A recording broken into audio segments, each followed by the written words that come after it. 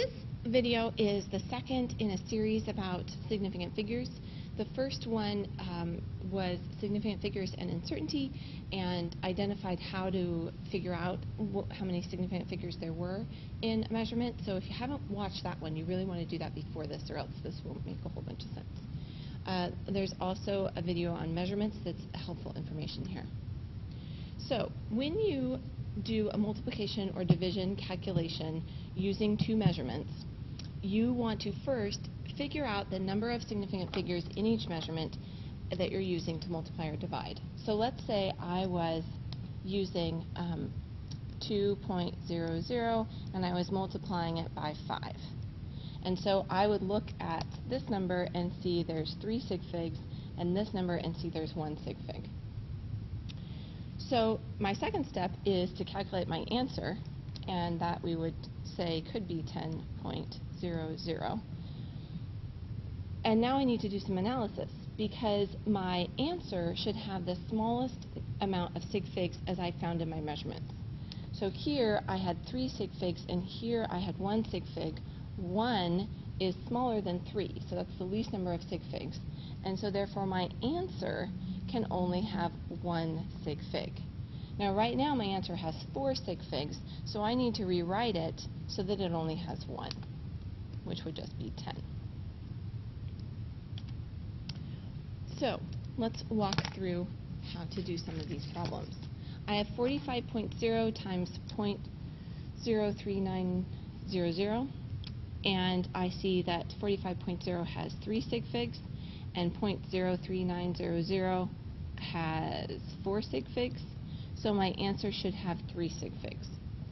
And when we put it into our calculator, let me grab my calculator here. 45 times 0.03900 is, my calculator tells me 1.755.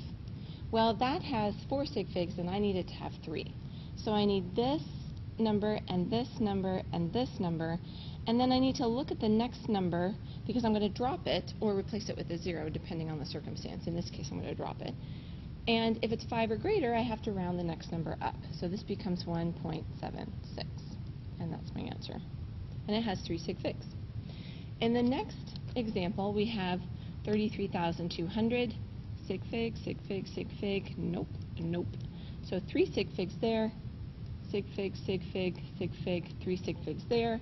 So my answer should have 3 sig figs. 33,200 times 84 is a big number. Oh wait, I'm dividing. 200 divided by 84 gives me 395.23 blah blah blah. Lots of stuff. I only need 3 significant figures, so I need this one, and this one, and this one. Look at the next number. It's less than 5, so I don't need to round. So my answer is 395. Down here in our last example, we have a sig fig here, sig fig, sig fig, sig fig. We don't care about this for determining sig figs, so there's 4. And the next number, I have a sig fig here and a sig fig there, which is 2. So my answer should have 2 sig figs.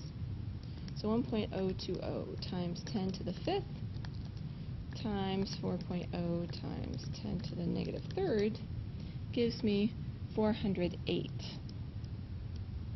Now I need 2 sig figs. Right now I have 3, and I need to turn this number into 2. So I need this number to be a significant figure and this number to be a significant figure. I look to my next number and see that it's greater than 5, so this becomes 410.